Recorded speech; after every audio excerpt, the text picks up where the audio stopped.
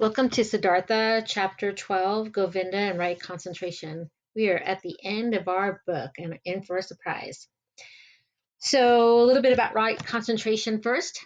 It's the eighth principle of the path that refers to the development of mental force, namely concentration, which we will see in Siddhartha during this chapter. A state where all mental faculties are unified and directed onto one particular object. We'll see that with Siddhartha in this chapter. He's come full circle in this chapter. He's now found his sense of self. So that embodies a lot of right concentration.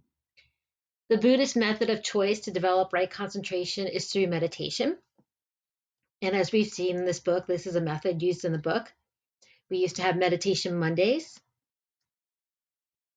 And lastly, the meditating mind focuses on an object and sustains concentration. This happens towards the end of the chapter with Govinda. It is through this concentration and practice, it becomes easier to apply right concentration in everyday situations. So again, if we can focus on the present and stay in the present, those feelings of what we did in the past and our worries about the future then can dissipate. So Govinda and Siddhartha. Govinda hears of an old ferryman who lives by the river who is only a day's journey away.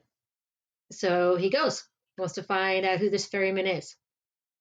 Initially, Govinda does not recognize Siddhartha, but asks if he is a seeker.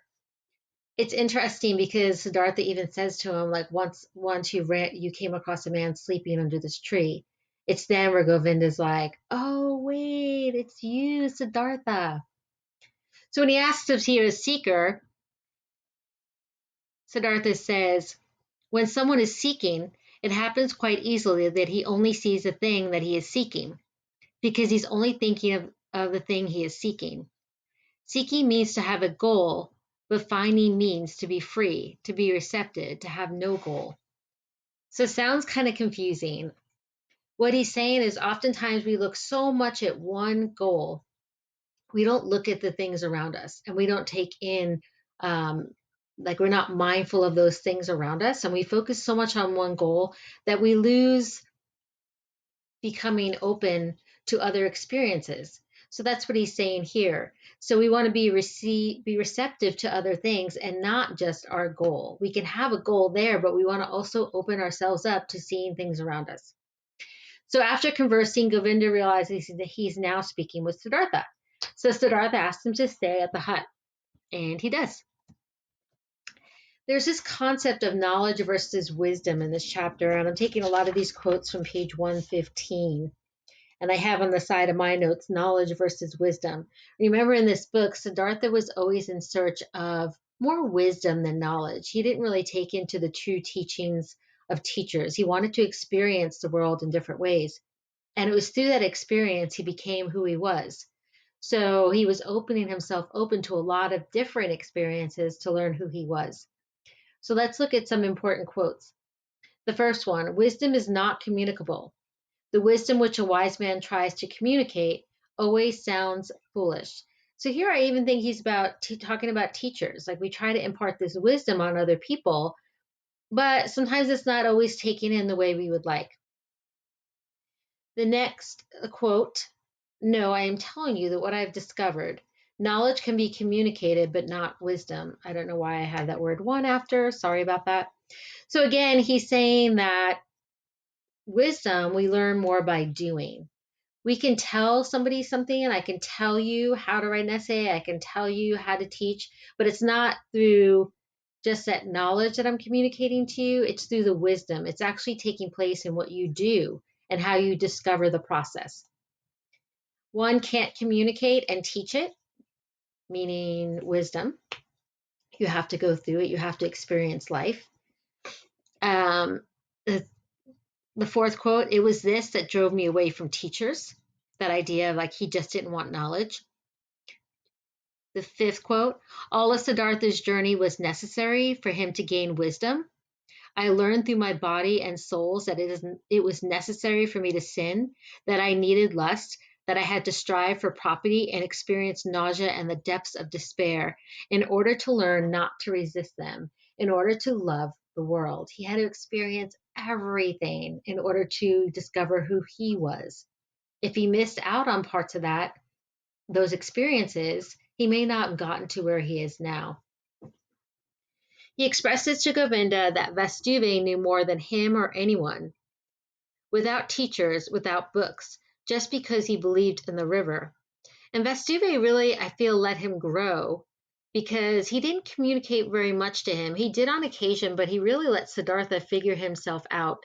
And he used something that wasn't really a person. He used the river as a way for him to learn, and that idea of learning from nature. So Govinda and Siddhartha. So Siddhartha, again, he realizes love is the most important thing in the world. This comes from someone who said that he couldn't love, that he wasn't able to love. Now he realizes that love is the most important thing in the world. I'm at the top of 119. I want to read on 119, if you can get there, the one paragraph that starts at, I know that. It says, I know that, said Siddhartha, smiling radiantly. I know that, Govinda. And here we find ourselves within the maze of meanings, within the conflict of words. For I will not deny that my words about love are in apparent contradictions to the teachings of Gautama. That is just why I distrust words so much, for I know that this contradiction is an illusion. I know that I am at one with Gautama. How indeed could he not know love? He who has recognized all humanity's vanity and transitoriness, yet loves humanity so much that he has devoted a long life solely to help and teach people.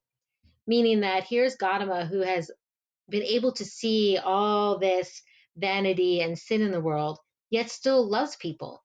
So he's saying, like, yeah, he does believe in love. Also, with this great teacher, the thing to me is of great importance than his words. His deeds and life are more important to me than his talk. So the actual doing, not just saying. The gesture of his hand is more important to me than his opinions. Not in his speech or thought do I regard him as a great man, but in his deeds and life. So it's that, again, we can like talk about knowledge, we can talk about things, but when we see people act, that's when we really know their true identity on how they act.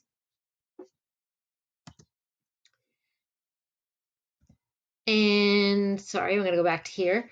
So Siddhartha kisses Govinda on the forehead, and Govinda is able to see all parameters of the world. Siddhartha gives him insight into samsara, that cycle of life and death. He's able to see everything, and through this, Siddhartha gives Govinda the gift of nirvana. So Siddhartha has reached a stage of nirvana and has shared that with Govinda. Govinda is overwhelmed by a feeling of great love, of the most humble veneration, in front of the man sitting there motionless, whose smile reminded him of everything that he had ever loved in this life, of everything that had ever been of value in his whole holy life. Go to 122. I'm going to read that last paragraph of the book. This is really an important chapter, so I do want you to read it on your own. Govinda bowed low. Uncontrollable tears trickled down his old face. He was overwhelmed by a feeling of great love, of the most humble veneration. He bowed low, right down to the ground, in front of the man sitting there motionless, whose smile reminded him of everything that he ever loved in his whole life, and everything that had ever been of value and holy in his life. That holiness has taken over the aura of Siddhartha. And finally, our connection to right concentration. Siddhartha has reached an elevated sense of being through wholesome concentration, right concentration, and intensifying concentration. Siddhartha has reached nirvana. So once again, if you have questions on this chapter, please put them under the discussion thread for chapter 12.